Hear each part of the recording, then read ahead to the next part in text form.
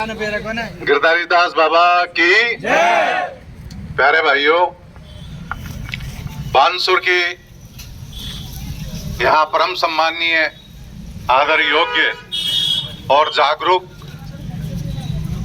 यहाँ की जनता आवाम, देखिए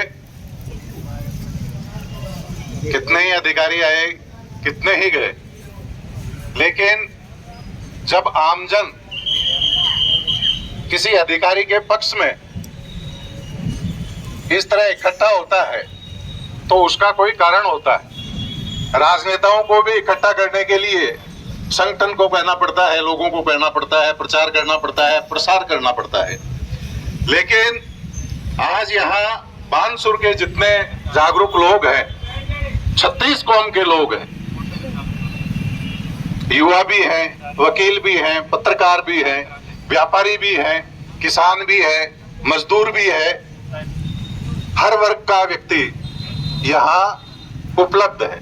और वो इसलिए क्योंकि जो डीएसपी साहब जिनका स्थानांतरण हुआ, अब मैं आपको सही शब्दों में बताऊं तो जिस तरह सोने में 24 कैरेट होता है, उसी तरह 24 कैरेट गोल्ड ये व्यक्ति था। और जिस तरह की पुलिसिंग, जिस तरह की पुलिस की कार्य प्रणाली बानसूर की जनता को चाहिए थी, उस तरह का कार्य इन्होंने करके दिखाया। यहां इतने ब्लाइंड मर्डर हुए, एक का खुलासा नहीं हो पाया क्योंकि कहीं न कहीं राजनेताओं का और पुलिस का गठजोड़ चल रहा था। अब ये अधिकारी आए और इनके आने के बाद में यहाँ कभी हरसोरा चौक पर गोलाबारी होती थी, कभी श्यामपुरा में गोलाबारी होती थी, कहीं किसी मेडिकल वाले को पीट दिया जाता था और आमजन असुरक्षा महसूस करता था। इन सब परिस्थितियों से निर्भीक तरीके से होकर इस पूरे रैकेट को डीएसपी साहब ने अपनी देखरेख में तोड़ा। मैं ये कहता हूं, जो काम एक पुलिस के सिपाही, हेड कांस्टेबल, सीआई, एएसआई सारे मिलकर करते हैं, उन सभी कामों पर मॉनिटरिंग उनकी इतनी जबरदस्त थी कि यहाँ बहुत जल्द शांति व्यवस्था कायम हुई और आमजन में ये विश्वास हुआ कि कानून और पुलिस किसी संस्था का नाम है जो आम लोगों में विश्वास पैदा करती है। अब हमारे जो राजनेता हैं, जो बड़ी मुश्किल से, जिनको जनता ने चाहे जिला पार्षद हो, चाहे विधायक हो, चाहे मंत्री हो, 4 बार उनको चुन चुन कर भेजा और उनकी कार्य प्रणाली इस प्रकार की रही कि कभी तो बेचारा होने के नाम पर इस जनता से वोट लिए, लोगों से राखी डोरे का संबंध बनाया, लोगों की सहानुभूति प्राप्त की, विधायक बने, मंत्री बने और फिर अंत में जिस जनता ने उनको सर पे बैठाया, इतना मान सम्मान दिया, उसी जनता का डर ऊपर मुख्यमंत्री जी को दिखाया कि मुझे मेरी पब्लिक से डर लग रहा है, मुझे किसी भी तरह से आप सुरक्षा दीजिए ताकि उनका मंत्री पद भी सुरक्षित रहे और उनका डेकोरम बना रहे और उनके अवैध काम भी चलते रहे। इसलिए उन्होंने ये किया। मैं आप सबसे ये कहना चाहता हूं कि जनता की आवाज भगवान की आवाज होती है। इतनी बड़ी जनता का अपमान कोई भी, चाहे नेता हो, चाहे अधिकारी हो, कर्मचारी हो, किसी को भी नहीं करना चाहिए। हम 10 लोगों का घर चलाते हैं, उसमें भी हम ये कोशिश करते हैं कि हमारे सभी घर के परिवार के सभी लोग संतुष्ट रहें। ये किसी भी कारण से यहाँ की जनता की भावुकता के कारण इनको जनादेश मिला और जो वादे इन्होंने आज तक किए, सारे ही कार्य उससे उल्टे किए। जब भी यहाँ बानसूर की पब्लिक को जरूरत पड़ी, तब पब्लिक ने महसूस किया कि कहीं न कहीं इनका संरक्षण तो अपराधियों के प्रति है। ये नहीं चाहती किसी भी ब्लाइंड मर्डर का खुलासा हो। कहीं भी जनता की तकलीफ में ये जाकर साथ खड़ी नहीं हुई। कहीं कोरोना के नाम पर जो मीटिंगें इनके विरोध में होने वाली थी कानून व्यवस्था को लेकर मैनपुर में, उस मीटिंग को इन्होंने कोरोना के नाम पर 144 लगाकर भंग कराया। भ्रष्टाचार का ये आलम कि यहां कोई भी व्यक्ति अगर उसको ईमानदारी से पूछे तो वो व्यक्ति वही यहां टिका हुआ है जो या तो पैसे देकर आया है और या इनको कमा कर दे रहा है। इस ईमानदार अधिकारी के चलते इनके मंसूबे यहां पूरे नहीं हो रहे थे और एक रैकेट जो गलत कार्य करके लोगों को ब्लैकमेल करके पुलिस के माध्यम से ब्लैकमेलिंग के ऐसे कार्य करता है, औरतों के हथकंडे अपनाते हैं। कुछ लोग SC ST के केस का दुरुपयोग करते हैं, ऐसे रैकेट में लोग शामिल कर लेते हैं और उनकी आड़ में शासन की मदद लेकर लोगों को प्रभावित किया जाता है। जबकि दूसरी तरफ कहीं SC ST का कोई व्यक्ति प्रताड़ित हो रहा है और वास्तव में वो प्रताड़ित है, लेकिन वो अगर व्यक्ति इनके पहचान का है तो उस व्यक्ति को चाहे लाख कोशिश करे उसको कानूनी सहायता नहीं मिली है। तो इस कानून व्यवस्था से सब लोग दुखी हो गए और शेखावाटी में एक कहावत कही जाती है। पहले तो ये कहते थे कि भाई हम पावर में नहीं है, अब जब ये पावर में आ गए तो इनकी कार्यशैली एक शेखावाटी में बोलते हैं कि भाई रेबारण थी और ऊंट पर रेबारण थी और डाकण बन गई तो ऊंट पे चढ़ चढ़ के और खाने लग गई, पहले तो नीचे खाती थी। तो ये क्या है, कुल मिला के अधिकारों का दुरुपयोग है। जो आपने शक्ति दी उनका दुरुपयोग है। इस अवसर पर मैं आपको ये कहना चाहता हूं कि मैं भी सक्रिय राजनीति में और इस धरती से जुड़ा हुआ हूं। हमें अगर समय मिला,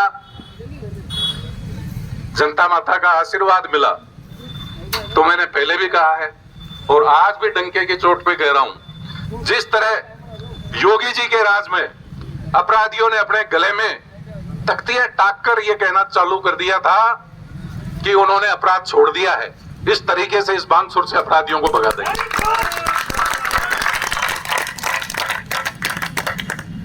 मैं 2.5 महीने यूपी में रहा और मैंने ये जनता के बीच में रहकर जाना, केवल मुट्ठी भर लोग होते हैं जो अपना उल्लू साधने के लिए, अनैतिक तरीकों से धन कमाने के लिए 95% जनता को तकलीफ में देते हैं। 95% जनता 36 कौम में चाहे किसी भी वर्ग की हो शांति से जीवन यापन करना चाहती है, लेकिन 5% लोग जब सरकार का संरक्षण होता है, जब वहां नेताओं का संरक्षण होता है तो वो 95% लोगों का जीना आराम कर देते हैं।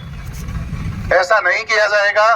हमारा समय रहा तो आप सबकी सेवा में कसर नहीं छोड़ेंगे और ऐसे जो ईमानदार अधिकारी हैं उनको आग्रह करेंगे और बड़े मान सम्मान के साथ उनको आपकी सेवा में रखेंगे, उनका सम्मान रखेंगे और जो अपराधी वृत्ति के अधिकारी हो, चाहे लोग हो, उन पर हमारा शिकंजा रहेगा। लेकिन मैं आप सबको ये कहना चाहता हूं कि ये लोकतंत्र है, इसमें कोई भी अमर नहीं होता, इसमें कोई राजा महाराजा पैटर्न नहीं है और विरोध करने का अधिकार सबको है। किसी को भी डरना नहीं चाहिए, अपनी अभिव्यक्ति, अपनी बात को स्वतंत्र रूप से कहना चाहिए।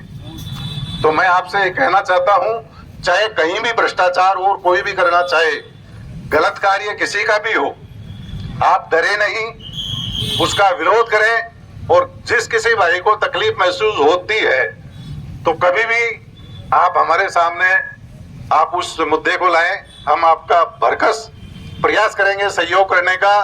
इस मुद्दे को लेकर भी मैंने परसों ही मुख्यमंत्री जी को मेल किया और आप सब जनता की भावना को मैंने व्यक्त कराया है। ये उनकी मजबूरी है। एक अनुभवी व्यक्ति जिनका शासनकाल अब से पहले इस तरह का नहीं रहा था, लेकिन विधायकों ने और मंत्रियों ने उनको ब्लैकमेल करने में कोई कसर नहीं छोड़ रखी है और अपना हित, अपना उल्लू साधने के लिए किसी भी हद तक वो लोग जा रहे हैं। आज भले ही वो सुरक्षा लेकर आप लोगों के बीच में घूम रहे हैं, लेकिन जब आचार संहिता लगेगी और जनता के बाद सामने अपने कामों का हिसाब देना पड़ेगा कि क्या आपने बेरोजगारों के लिए किया, क्या आपने किसानों के लिए किया, किन लोगों की आपने वीसीआर भरवाई, किन लोगों का आपने राजनीतिक द्वेष से तबादला करवाया, किन लोगों से आपने पैसे लेकर बाहर के लोगों को यहां बैठाया, इस भोली भाली जनता को किसके भरोसे छोड़ा। इन सब बातों का जवाब बिना किसी प्रोटेक्शन के देना पड़ेगा और वो समय इनके लिए बहुत भारी रहने वाला है। मैं इनको जनता की भावना से आगाह कराना चाहता हूं कि ये जनता का भाव समझें और इन अधिकारी को देखिए, ऐसे अच्छे अधिकारी की डिमांड सब जगह होती है, आने वाला अधिकारी भी अच्छा हो सकता है, लेकिन यहाँ जनता ने परेशान रहकर इनको एक उत्तम अधिकारी के रूप में माना है। और मैंने पहले भी कहा कि इनको 24 कैरेट लोगों ने अपने व्यवहार में तोला है, इसलिए जनता इनके लिए बहुत ज्यादा इनको चाहती है और आने वाला हम चाहते हैं कि बढ़िया ही आए, लेकिन इनका तबादला जन भावना को रखकर मंत्री जी को करना चाहिए और ये ढकोसले उनको बंद कर देने चाहिए कि भाई ये सब रूटीन प्रोसीजर है। रूटीन प्रोसीजर कुछ भी नहीं है। विधायक के मर्जी के बगैर आज विधानसभा क्षेत्र में एक पत्ता भी नहीं हिल सकता। डीएसपी तो बहुत बड़ी बात। तो आप सब अपनी भावनाओं से इंगित कराते रहे। मैंने भी मुख्यमंत्री जी को मेल किया है, आप सब लोग मुख्यमंत्री जी को अपने पत्र मेल कीजिएगा और यहाँ से 10,000 कम से कम लोग जो जागरूक हैं वो उनको मेल करें कि ये जो ट्रांसफर हुआ है ये गलत है। इस अधिकारी को यहाँ जनता के लिए, न्याय व्यवस्था के लिए रहना जरूरी है। यही मेरा आपसे कहना है। आपका आशीर्वाद इसमें इसी तरह बना रहे और हमारे जागरूक साथी भाई राकेश, राजेश जी, गुरु जी और माधाराम जी, दीक्षित साहब और यहाँ लाठा जी, सभी जितने लोग हैं, भाई सतपाल और जिनका मैं नाम नहीं ले पा रहा हूँ, कोई ऐसा नहीं समझे कि कोई भी कम योग्य है। हम सब लोग एक ही कानून के अंदर जीते हैं, सभी को समान हमको हक प्राप्त है और सभी को अपने अधिकारों के लिए लड़ना चाहिए। आप अपना विरोध आज ही मुख्यमंत्री जी को मेल डालकर कराएं और मंत्री जी को कहें ताकि इनका तबादला निरस्त हो और यहाँ की जनता जो 3 साल से यहाँ दुख तकलीफ, मर्डर, बलात्कार देख रही थी, उनसे बाहर रहे और सुरक्षित रहे। आपने मुझे इतने ध्यान से सुना, इसके लिए आपका आभार, धन्यवाद। जय हिंद, जय भारत।